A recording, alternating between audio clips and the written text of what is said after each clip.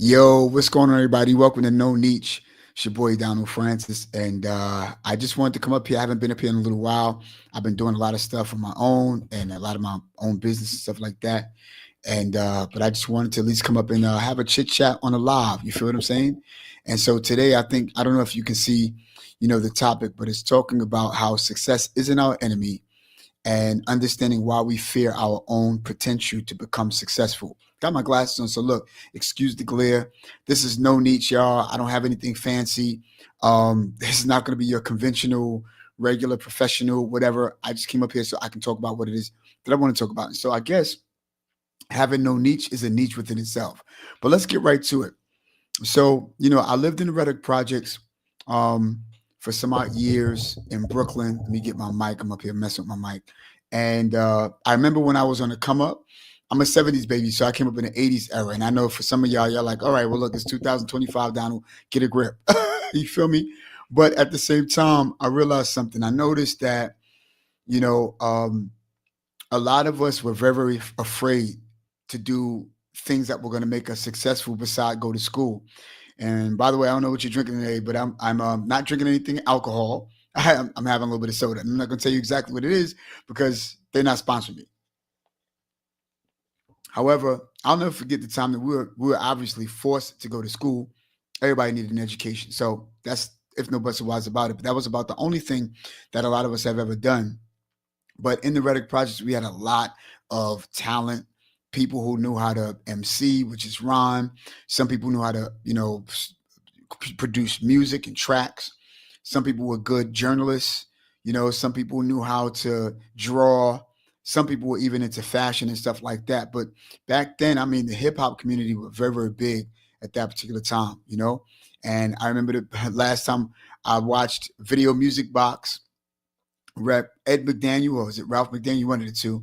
And we had a lot of people back then that had MCs. We had Big Daddy Kane and Biz Markie, Raw Bass, Slick Rick, The Ruler, the real Roxanne Shante. I think I said that already. But yo, we had a lot of people, Salt and Pepper. A lot of people. Used to be on Video Music Box, and we used to watch that, and a lot of us used to fantasize about what it is that we wanted to do, rather in the music era because it was big. Hip hop was big, R&B was big and stuff like that. We had the velour outfits back in the days. We had sheepskin coats back in the days. We had the long trench coats back in the days with the leather straps and all that other stuff and all that. We had all of that. A lot of that stuff, played a part in the things that we wanted to be successful about, even clothes, our clothing brand. Adidas was the equivalent to Jordans, back in the days. If you had a pair of eggshell Adidas back in the days, or Nikes or Pumas, you were definitely balling back then. Notice that back then in the 80s, we never had wireless gadgets like these things. We had things that were all wire. Everything was a wire. And if you had a answer machine back in the days, guess what? You were balling because at least now you can go home and check your answer machine and see who've called you. But back then, a lot of stuff that y'all worry about today, and I'm not here bickering or complaining on that like that, but a lot of stuff that people worry about today, which, oh my God, my phone is not working, this and the other, got to wait until I get home, and this and the other. Well, look, we had to wait until we got home regardless, and then you had to continue to call us in order to get us. We would never know if anything happened to anybody in or not, except the fact that we would get a phone call when we were home. However, we survived, but back then we had a specific innocence. It was great back in the days. However, you know, I know that back then we talked about what we wanted to do and how we wanted to do it, but we never considered the things that were going to allow for us to become successful, such as be busy, writing our plan, writing a proper, not only plan, but some type of description as to what is it we want to do and what the end of it looked like. We never talked about how to have or conduct a particular meeting, and how to introduce people that you want to be a part of your project and how you talk to them and have dinner meetings and stuff like that, the proper outfit to wear. You know what I'm saying? We were back in the days, we were ghetto. We didn't know nothing about that. We knew about t-shirts and stuff like that, but we knew nothing about how to conduct a proper meeting so that people can actually take us seriously. Back then it was about put a wife beater on. I'm gonna call you whenever you get there, and then we're gonna start the meeting whenever you get there. But anyway, I did know that to some degree when we got a little older, that we had to make certain sacrifices in order for us to get to a particular place, you know? And also back then, you know, we did this thing as to where, like, let's say if I'm an MC and I rhyme, you know, and somebody else is an MC that they rhyme, and somebody else who, you know, they do music and they're producers and engineers, and somebody else an engineer, you know, we always felt that we had to link up together and or collaborate and do some stuff without finished products, you know, or projects. So I might be working on an album, you know, nobody know exactly what I'm doing. I already consider myself to be an artist, but nobody have seen anything that I've done. I noticed that you're doing certain things. Now you link up with me. We have somewhat of the same similar vision, but we still have two different visions. And that would cause us to now collaborate and then leave each other after a while. Collaborate again, leave each other after a while, you know, only because we didn't have the same vision and we never really got that concept, you know. So we'll come together, start something that we're not going to finish, but we'll finish the stuff that we started because it was our vision anyway from the giddy up, you know. That was something we didn't know anything about at that particular time. We just got excited about what we wanted to do, wanted to come together and do something, but it never really meshed because we haven't finished our own project. And while communicating together, you know, we thought that to some degree that we would stay, you know, together, but we knew that we were going to branch off after a while, you know, because we understood that it wasn't going to work because we still had our own individual destination, but we never understood what it was going to look like in order for us to get there, you know. So again, that's some of the things that I realized. And again, we didn't realize success came with specific things that we said that we would not do. And that's what kept us from being successful. For an example, you know, a lot of people fear success because they don't realize that they're going to have to separate themselves from people who are not going the same way. It doesn't mean that you're going to block or stop the friendship. It just simply means that right now you have a focus after school. You know what I'm saying? You might have a job, and the job that you have might, support that particular thing that you want to do, you know, but at the same time, it might cause you not to be around friends that you would normally be around. If you had a girlfriend, oh my God, you know, you're going to definitely get some lip on that because, you know, she's like, yeah, I'm for your success, but what about me? You know? And these are the things sometimes we never really considered back in the days because we were taught that if you leave your friend or you leave your brother because of where we've come from in our culture, you know, then you a sellout. Oh, you doing things wrong. Or, you know, you need to be with us or else, you know, we're not going to be your friends and you can lose your friendship. But I realized that it was the total opposite. You know, sometimes you have to leave certain people alone for a specific time in order that you get to where you need to go if they're not about that. You know, and I found that the real friends are those of them who are supportive of what it is that you want to do, you know? So let me give you a real, synopsis here, or maybe a good illustration. Let's say, because of course I'm from the Reddick Projects, we all both smoke weed, or we all used to drink and stuff like that, you know. And then I want to become healthy, and I'm like, listen, I want to stop this. I don't want to do this anymore because for some reason I need to stay focused, and it's not allowing me to focus. And I know in this day and age, you're going to say yes, but they legalized it. Yes, legalize it, but it doesn't mean that if you do it, that it's going to be healthy for you. Whatever your philosophy is about it, I'm not here to fight about that. All I do know is that we're talking about what it really takes to be success and to know that success is not our enemy because we make certain sacrifices for that success to come into our lives, if you follow me, you know. So some people oftentimes say, oh, you know, you ain't hanging out no more. And I figured that a real friend is somebody that's going to support what you are trying to endeavor. That's what real friends are, which simply means that if I'm a friend and we used to smoke and drink together, you know, if you stop smoking and you stop drinking, I know it's not going to take only one day for you to, you know, be over smoking and drinking if you've done it for over 2 years. So if I'm a friend and I still do it, I would choose not to do it around you so that you can become as successful as you can be. And I would not even expect, but I would suspect that, you know, you would think about, yo, my homie who looked out for me, my homie who actually supported me in this effort among everybody else who've given me lip, you know, about why I need not to stop. because you want to go someplace. And I get that. I want to go someplace. So one of the things that I realized is that you have people in our neighborhood who felt that, leaving friends or even some families alone, or some family members. And I don't really mean family. How about some, relatives? Because there's a difference between family and relatives, relatives are those of them who are just, they're kin to you. And that's something that you couldn't, but family, you couldn't pick relatives, but family are those of them who will support you as long as it's healthy and it's not going to help kill you. And it's as long as you're not going to help kill somebody else. Friends and family have to understand that sometimes in order for you, just like school, what happens when you go to school? You got to study for this test. You got this intern, you got this midterm coming up. You want to study, you want to make sure that you pass. That means I'm not outside. That means I'm not talking to shorty. That means I'm not out there doing whatever because I have to focus on that. That was the first lesson for us to know that that's what success is going to bring. Some distance, people worry that, they feel that people are going to look at them as them abandoning other people. It's not abandonment.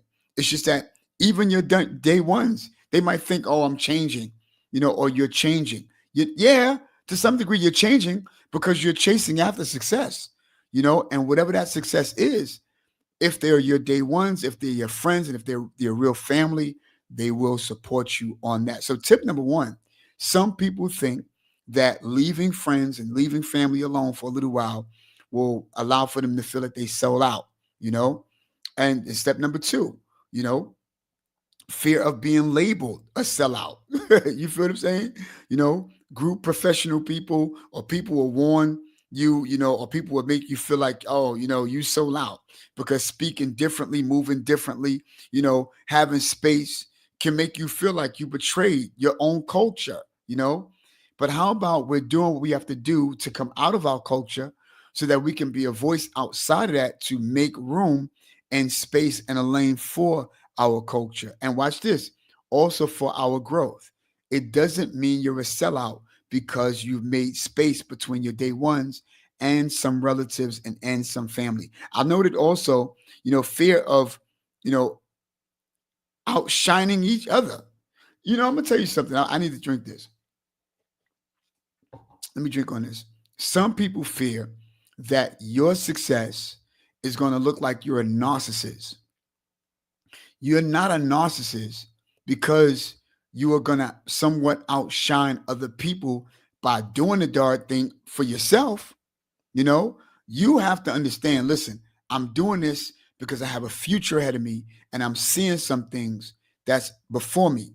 So that means I have to replace some things in my mind that's not going to make me as successful. I do understand that some people who don't want you to go far or don't want you to be successful are those of them who don't want you too far out from arm reach. And if they can't reach you, they felt, oh my God, you sold out. It doesn't make any sense. And to some degree, watch this. You actually want to sell out. You want to sell out to some degree. I promise you, that's what you really, really want to do. It's okay to want to sell out, but I'm gonna tell you, it's not the sellout that people think that you are. It's not that kind of sellout. It's not that kind of sellout at all. It looks like my hairline is not. No, I just got to brush my line. But anyway, you're not a sellout because of the fact that you're trying to do what it is that you think that is healthy for you. I don't know what's going on with this thing.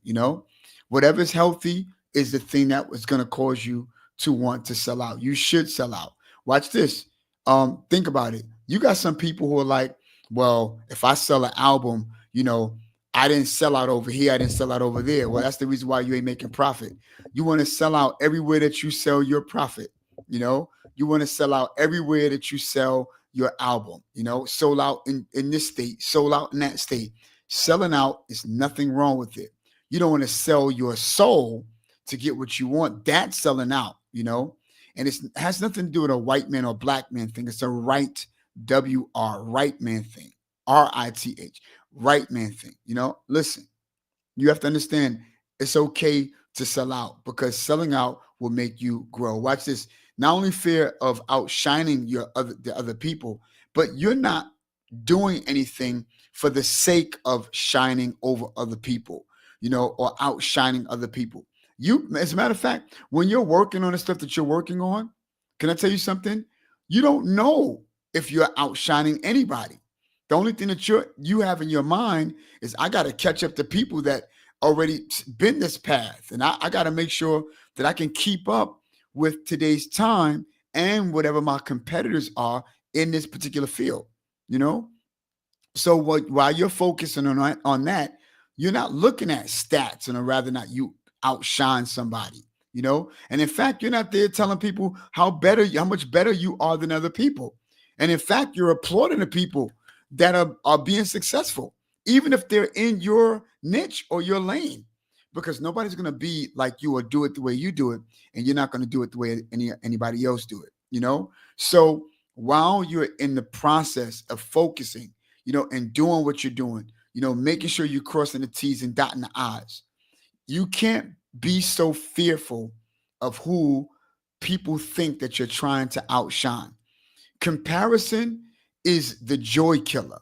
You know, right now, I'm doing stuff that other people don't do, and I'm not doing it in my neighborhood, because right now I realize that so many people are so insecure and sensitive that it don't have to be with anybody else that's in your niche, but people can allow for you to create enemies, especially if you are from where I'm from and you are around ignorant or idiotic African American type of people who will try to compare you to other people. If there's somebody else who are doing podcasting, or they have, a YouTube channel, and maybe they have more views than you, maybe they have more subscribers than you, that's no reason for you to feel away, because they're doing it. They're doing it in their lane. It doesn't mean that you're not doing it. It doesn't mean you have 0 views. That means you just got to keep on going. And in fact, don't focus on and if you're going to focus on what they're doing, be inspired by what they're doing. Besides, I ain't going to lie, and I'm not going to cap, half the people pay for their views and their subscribers, and then there's some things that caught into the algorithm at the same time. But, entertainment and education are two different things. Education it moves slower than entertainment. So if I'm doing podcasting, I'm doing talking head videos, as opposed to the movie channel that I just opened up that's going to take flight really, really soon. I can't be mad at me because I'm doing it on the movie channel more than I'm doing it on the podcast channel. That means that it's going to take some time for people to catch things on the algorithm. Can I talk? It's going to take some time for the algorithm to find the people that might need this particular channel or video. So, number one, we can't be so fearful of leaving friends and family, behind for a little while because you want to become successful. Number two, you can't be afraid of being labeled a sellout. Number three, you can't worry about who people deem you to try to outshine people that you're not even looking at. That's not even or others. We're not trying to outshine others. We're just trying to do what it is that we need to do. Another thing that I noted on my pad here is, fear of losing identity. Success sometimes feel like you'll have, to shed your roots or stop being, authentic, or authentically who you are. You are authentic because you are changing from one person to the next. If somebody gave you $5 and then you turn around and you generated $500, and then you turned around and you generated $5,000, and then I went to like $5 million, you can't stay on the same, mindset of a $5 person or a person who got $5, because you'll lose it. You have to change. The more you go up, the more you change. Let's take a look at somebody who works at a company, and they started off in the mailroom. Now they're in the executive seat. You can't still think, and no disrespect to anybody who got $5, and no disrespect to anybody who's working in the mailroom, because I used to work in the mailroom, and indubitably, I used to have $5. You feel what I'm saying? But as the more and more you advance up in your company or in your workplace or workspace, doesn't mean you have to stay the same way. You have to have a new mindset. The other thing about your identity is that you're going to be authentic. You're going to be authentically the person that you've changed into. Can I talk today? You're going to be authentically the person that you've changed into. And you're building a community that's going to allow for you to show people what it looked like. That's the reason why I really admire video.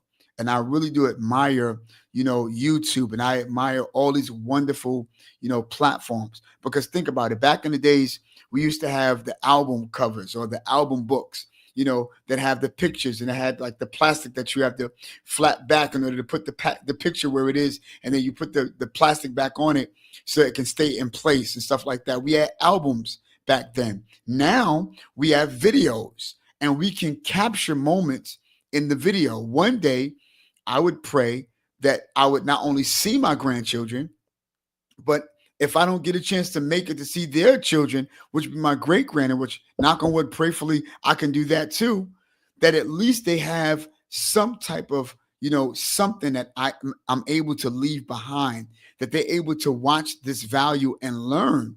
And maybe they can pick up where I left off. You got what I'm saying? Maybe they can continue my business, in the digital aspect. You just never know. But at least they have some type of something that can say, this is my granddad, or this is my great granddad. Look at what he's done. Look at what he's been doing. Look at my dad. Look at my mom. Look at what they've done. You see what I'm saying? Even before me.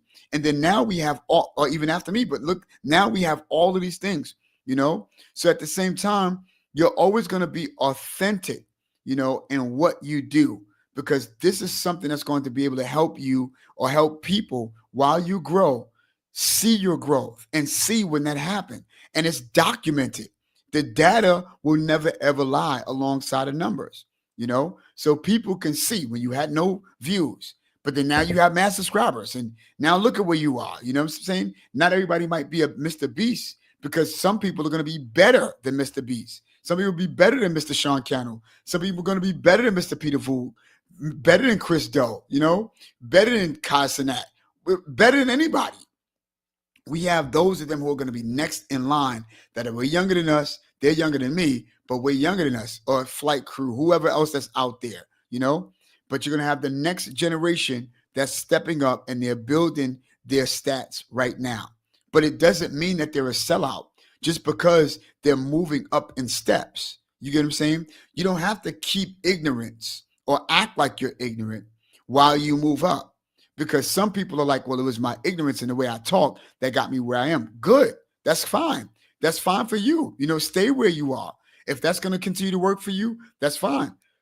Because I found that if you try to find yourself reaching everybody, you're gonna reach nobody.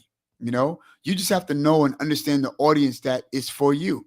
That's the reason why YouTube will help people, or help you find people, that's going to be for your video, or help people find your video, that whoever else it needs, to be, or for, whoever it's for, that's the people that is going to find your video, because the algorithm is going to push that, and you stay within your niche or not have a niche. Talk about who you want to talk about. I oftentimes say, have people fall in love with you, and you know what happens? No matter what you talk about, they're going to follow you, So we talked about fear of leaving your friends and your family. You know what I'm saying? Fear of being labeled sellout, fear of outshining others. And I don't understand why people are going to, fear that. Fear of losing your identity. Success sometimes will make you feel, like you are just, again, like I said, you're no longer authentic. Watch this. Fear of betrayal or envy.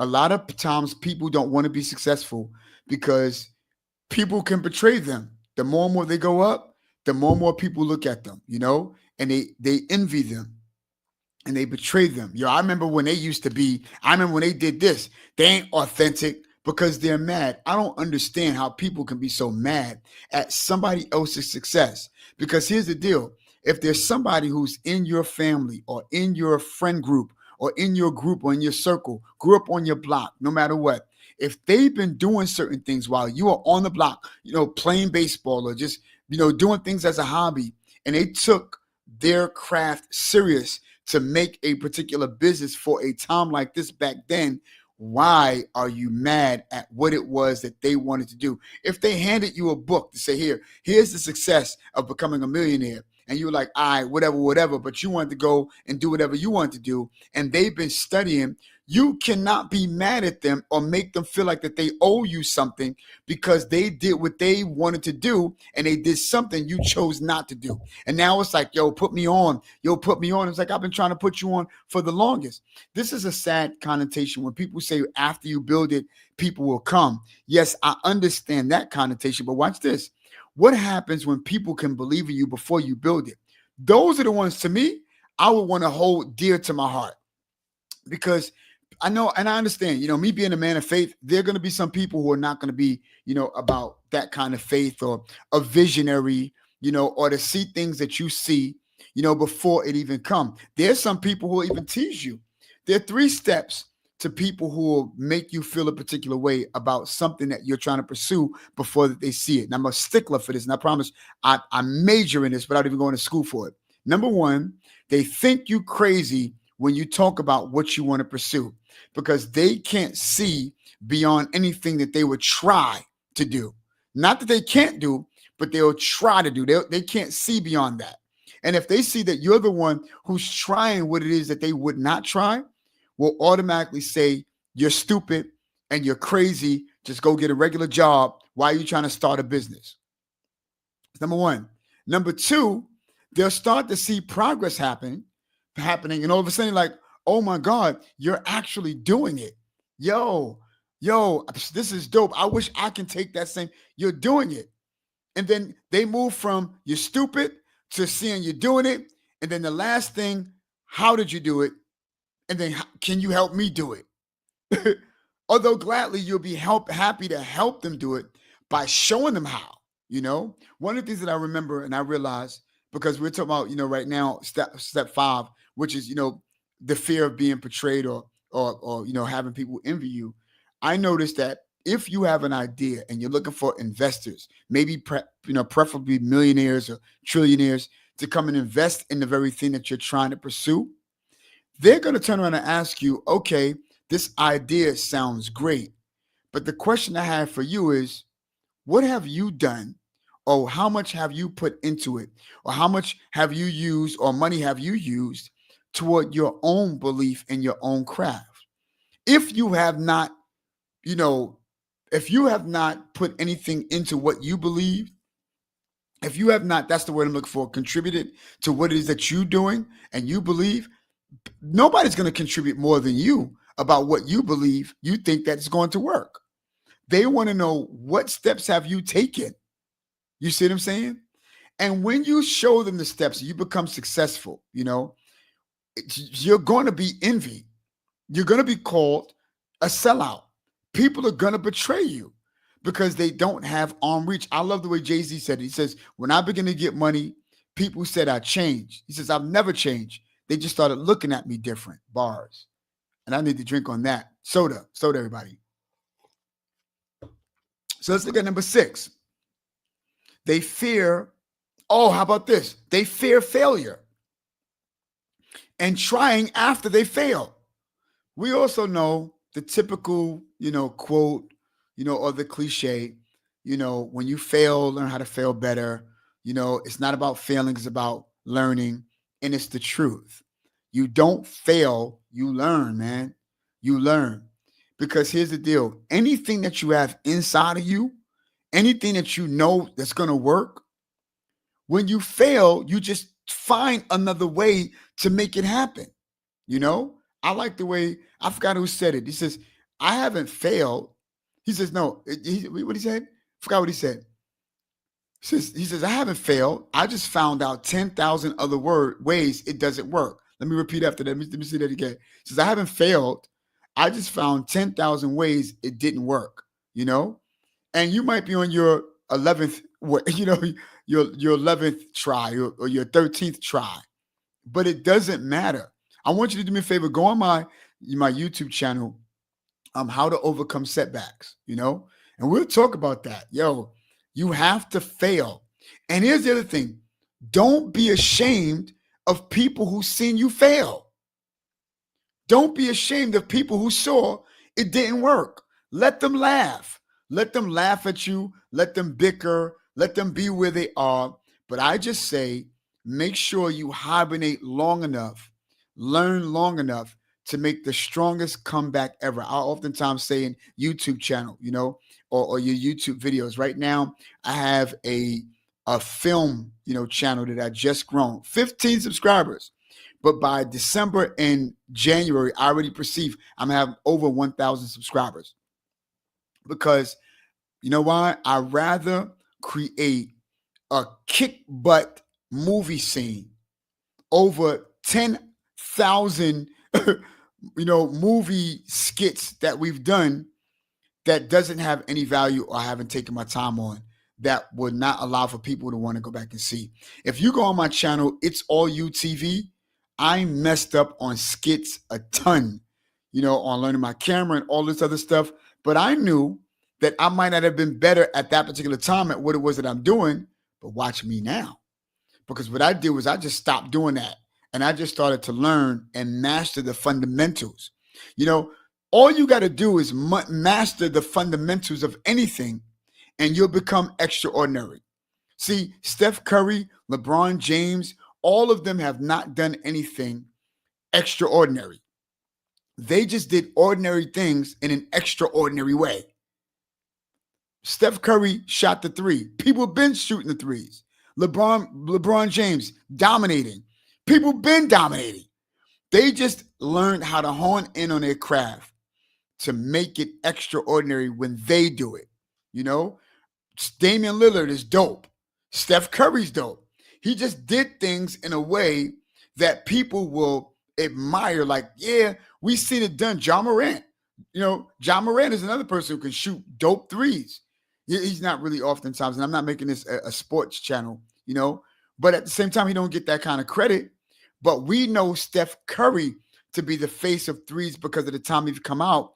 And on top of that, he did this in an extraordinary way, and that's what it's all about. So you look at me with cameras today. I want you to take a look at DF Films. Please go on YouTube. I only got two clips up. DF Films. And I guarantee you the next one is going to be fire. The next one after that's going to be, and I'm not being cocky. I'm not being stuck up. I just now know that I know my craft, Right now I have a good friend who's doing stuff in our neighborhood and about our neighborhood. I dare not, go and interfere with what it is that he's doing for people to say certain things, because I'm doing stuff in another state, and it's just as big, and I'm dealing with people who are doing stuff that's already out there. And I've connected with people nobody will ever know that I've come together with. And I'm going to help pull him in even that much more, because I see that he's doing certain things. And I know that if you just take, the focus and you do it the right way one time, it'll make a lifetime, for yourself. But watch this. Failure. How about fear of failure, of trying again? But failure of systematic barriers, Many grow up believing that the system isn't built for them. That's another thing. And I wrote this. I wanted to make sure I read that. They feel that the system is not built for them. So the thought of pursuing any big dream feels like it's never going to happen. Oh, because the system. Dude, let me tell you something, homie. You are created to build your own system and successfully make it. You just got to give yourself time, be patient with yourself, and not fear success. Not be so fearful of success. That's what I want to say. Because I'm passionate. I can't even get the words out. Because again, I'm talking to people that were from my neighborhood who felt that they could not do it and feel even to this day that they cannot do it. Yo, guess what, bro? I'm 51 and I'm still on this horn right here. Come on, y'all, pause. I'm still on this. I'm still on it. I'm still doing what I'm doing right now. You feel what I'm saying? You know why? Because 51 is only a number, champ. For real. You see what I'm saying? Watch this.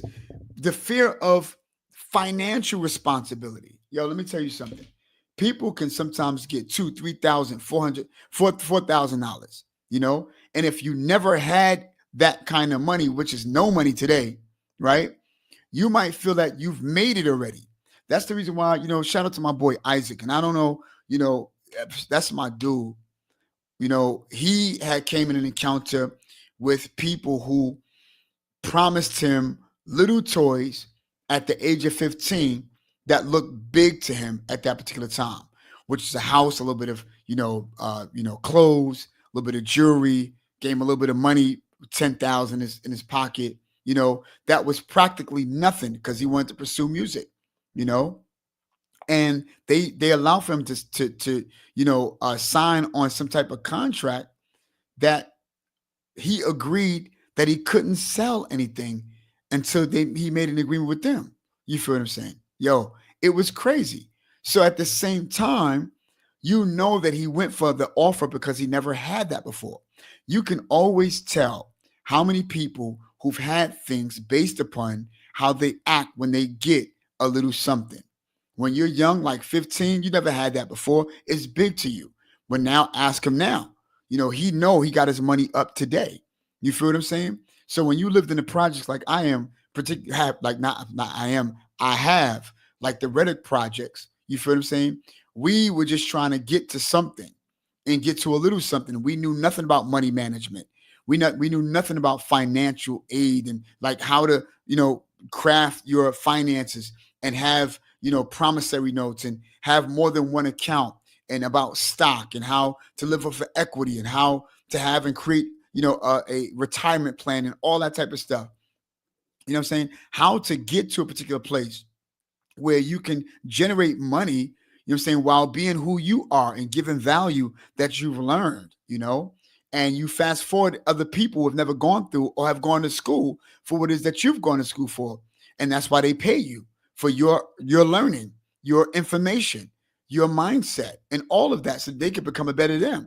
We never knew anything about that, We never knew anything about, money management and knowing how to double money and the difference between a liability and an asset. We knew nothing about that type of stuff, nothing about it. So again, when we got something that was not as big today, that was big back then, we lost our mind and we started to, pay for stuff and spend our money on liability. Girls will go get the pocketbook. We'll go get the shell top Adidas, like I told you, and an Adidas outfit, or some type of, lumberjack or whatever the case may be. And everybody looked the same way, and we only got it so that we could impress each other. We couldn't take each other nowhere. You know what I'm saying? We couldn't take each other far.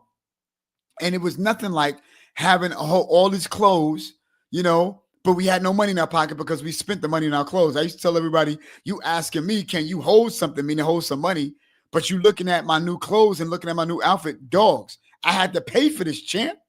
You know what I'm saying? So if I pay for this whatever it is that I have on, let you know I'm broke. But that was our culture back then. I need to put my glasses back on. That was our culture back then, So we had fear of financial, responsibility if we had more than a certain amount that we, that we got too much of. And we started to act different, Some people bought cars back in the days. Nobody saved nothing, except for the actual item that they were looking for. And I've learned this, if you're going to get, something that you're going to save for, then you have to double that amount that you're going to get in order for you to live. So if your car costs about 60 grand, 60, 75 grand, then you got to double that and make that much more so that when you buy that car or you buy that, whatever it is that you want to buy, that you'll still have what it was that you went in with. You know what I'm saying? So the fear of financial responsibility was a lot of people's, fear because they didn't know how to.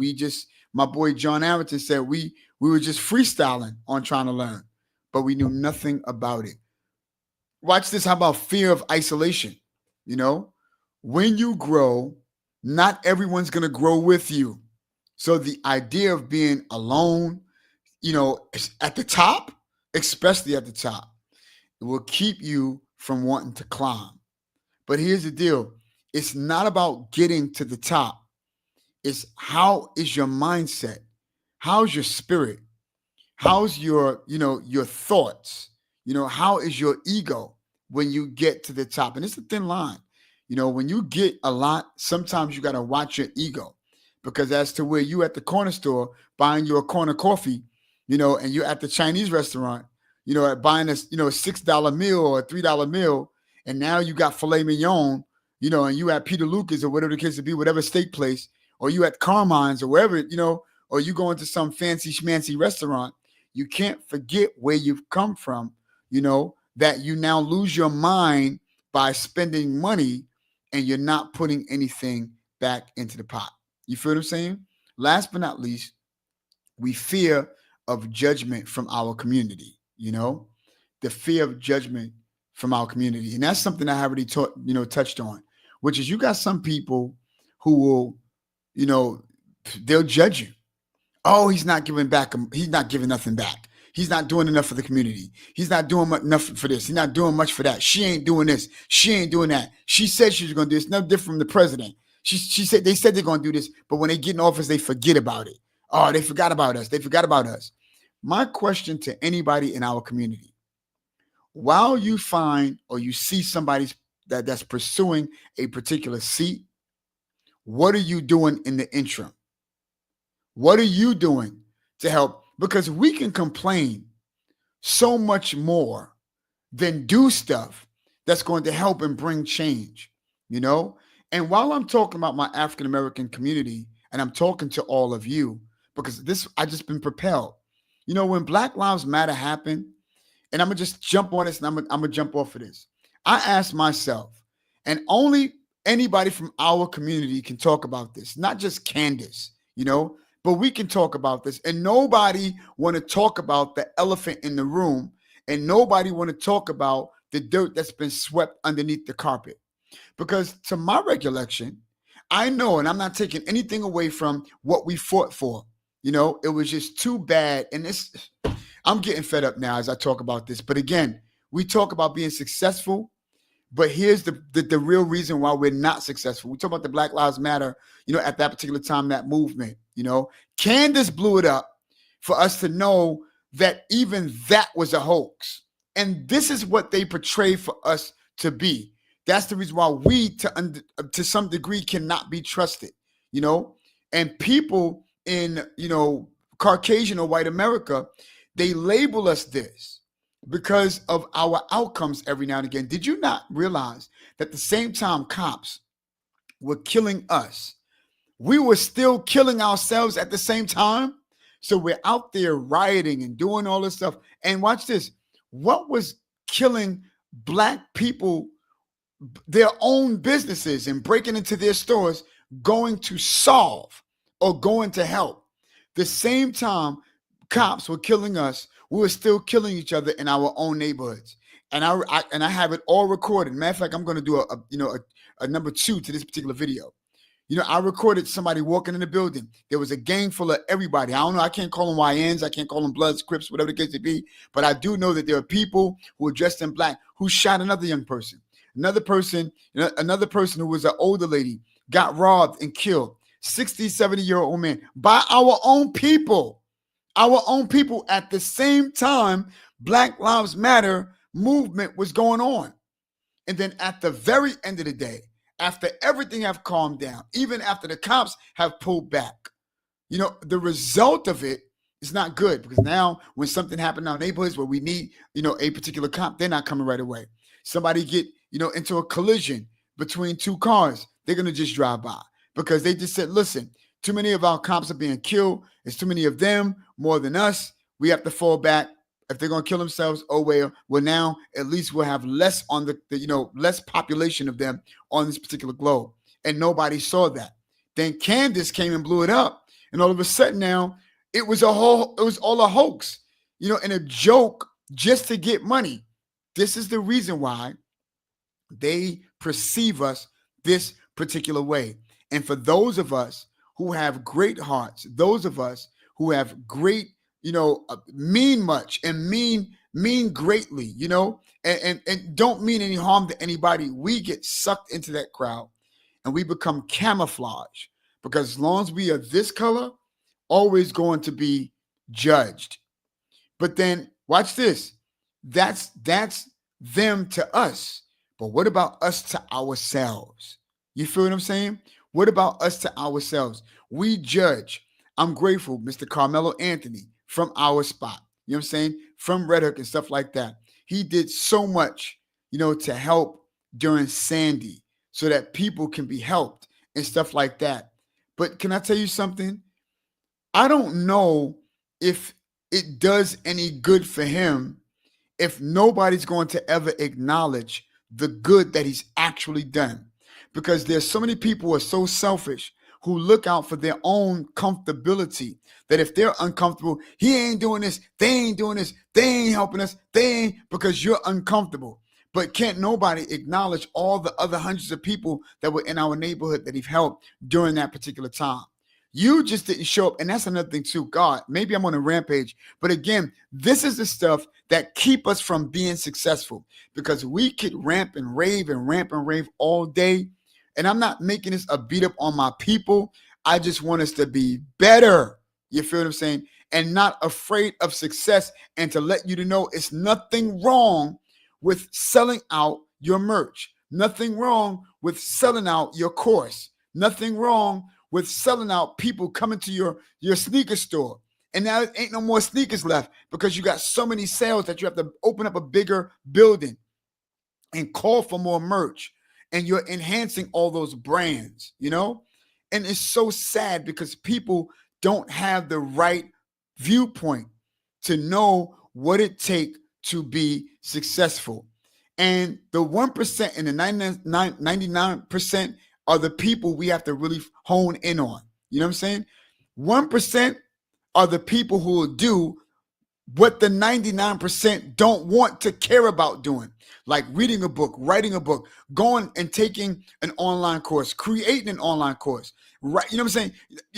Watch this, going and being for your own well-being and your own mind, your own mind to be healthy. You invest in your mindset, invest in your thoughts, invest in your mental. God, I can't even talk because I want my people to be so successful and to change, the I vocal, change the viewpoint first on ourselves, and then other people will see. Hence, the reason why I've gone through about, being, outshining others. You'll never know how many people you are outshining if you're focused on the right thing and you're focusing in on only your craft. You feel what I'm saying? You'll never know that people have changed their perception about you because you're so focused on doing the right thing as a people, that they're looking at you different. Now they want brand deals from you. Nah, this is something I want to hire that person for my community or hire that person for my company. People don't know, even down to regular table manners. People they don't even know what regular table manners actually is. Going to that's the reason why if you want to be hired or people want to hire you, for their company, they take you out to dinner to see how considerate you are of the other person. Some people don't even know the first thing you want to do is turn off your phone when you're at a business dinner. Make sure that you dressed appropriately, and for the occasion. Watch this. You don't even know that when you are having an interview over dinner, you don't take big chunks of a fork full of food or a spoonful of food. You want to take minimal because you're going to be eating and talking. And nobody want to see food in your mouth. You don't want to smack while you're chewing your food. We know obviously the typical, you don't want elbows on the table, But at the same time, did you not know this little thing? That when you get up to go to the restroom, you don't want to announce that you're going to the restroom. And in fact, when you put your fork or your spoon down that you've been eating off of, that you cover that fork or that spoon with a napkin so that nobody will see what's on that fork or spoon, out of courtesy, out of being, come on, yeah. Nobody know nothing. We don't know anything like this because we've learned the opposite. But when you do learn, you have no more excuse. Because tell me, who would you want to run your business? Who would you want to shape the culture in your business that is nothing but good vibes? You see what I'm saying? You don't want Bonquisha, who's always ratchet, always on the phone arguing with the baby daddy, or Pookie, who's always arguing with his baby mama every 35 minutes while being at work, and she cared nothing about it. Want to come up to his job because he's the baby daddy and destroy the job so that they can get him fired. And now this around your establishment, and now people are looking at your business because of the kind of people that you hire. But yet you will hire them because you don't want to be a sellout. If they want to be helped, they'll change their mindset, change their circle, change their attitude, change their identity, change their character. What you think become what you say become what you do become your habit becomes now your identity. And that's just what it is. You feel me? So look, let's just go over this and I'm gonna finish this live. Don't be fearful of leaving friends and some family for a short period of time for success. Don't fear being labeled a sellout. You're not a sellout because you're going to always be who you are. Don't be afraid of outshining somebody when that's not even your intent or your focus. You just want to be better, and you want to be a better you. Don't be afraid of, losing your identity, because you have some people who feel that you're no longer authentic. And I'm reading this off. Don't be afraid of betrayal. Don't be afraid of envy and that's the reason why I'll never forget Fetty Wap. He's a rapper. He's a artist and stuff like that. Baby, won't you come my way? All of you are African American. Y'all know what I'm talking about. But I remember the time that he went back to Jersey, to go and visit his people, that now after being so successful, his mom said, baby, please be careful because everybody who called themselves your friends, this is the time that they're going to show if they're your friends or not. Some people can pull out a gun and just shoot you because they're mad with you. I know some people who are from the Bronx, and I'm not from the Bronx. I never knew that the Bronx in New York City, and by the way, for those of you who are watching or will watch this, I'm from New York, and I know about the 5 boroughs. But out of all boroughs, I realized that the Bronx, specifically the South Bronx, and the South Bronx people, they will tell you they are grungy. They are disgusting. Not everybody, but people will do stuff in a grungy way, in the worst way to you because they envy what you have. And they don't care about the fact that you got what you got, how you got it. All they know is that they didn't put any effort into doing stuff that they want to do. And all they want to do is get it in a fast way. And I oftentimes tell people, if you do it in a fast way and you get in a fast way, guess what's going to happen? You're going to lose it just as fast because you never had no skill to keep what it is that's been given to you. They are grungy people. And I'll never forget that there was somebody, I'll never forget that there was somebody who came to me and said to me, yo, you know what I'm saying? That the rapper that came in fabulous and stuff like that. Yeah, we robbed him. I'm like, you robbed him? But why did you rob him? Why did you do that to him? Why would you rob him? Why would you do that to him? And they said, because what? Just because. And when you have no excuse as to why you did what you did, show me not how ignorant you are, how idiotic you are. Because I would not want to put, sneakers of another person that bought and had their hard-earned money and they bought what they bought with their heart. I would not want to put their sneakers on or put their outfit on because they earned it and I didn't earn it. Again, people from the South Bronx, they will tell you that they will steal from you and act like that they've never done it, And it was sad because I had conversations with them. I had conversations with people in that particular, era and in that genre. So no niche, I'm trying to tell all of you, you can't be afraid of being successful because you have to leave some people or lose some people in the interim. And if they're real friends, they'll be around. They'll understand that you got to make yourself better in order to become a better person and to become more successful than you are, And then you'll always remember them and come back for them at the same time too. It just depends on whatever success look like to you is what you'll do, to become that to help other people, So again, don't be afraid of betrayal. Don't be afraid of envy. Don't be afraid of failure. Don't be afraid of trying. Don't be afraid of the system, and you're saying, oh, the system is not for me. You create the system because you are the system, Don't be afraid of financial responsibility. Don't be afraid of isolation. And don't be afraid of people being judgmental to you, especially in your community. I oftentimes say to the community, if you want to be successful by helping other people become successful, what are you doing in the interim, while they are pursuing something great? If they want to become the mayor, but what are you doing, community? If they want to become the president, what are you doing in the interim? Because we could bicker, we could say a whole bunch of stuff, and it takes us nowhere. Complain all day and it takes us nowhere.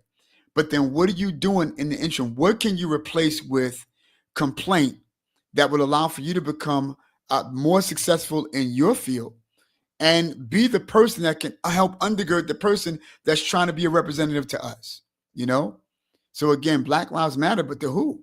Your lives matter, but to who? It's got to matter more to you than to anybody else in order for you to become successful. So listen, don't be afraid of success and what comes with success. Learn how to fall in love with what it takes to become successful in order that you be where you need to be. Yo, this your boy Donald. This is No Niche.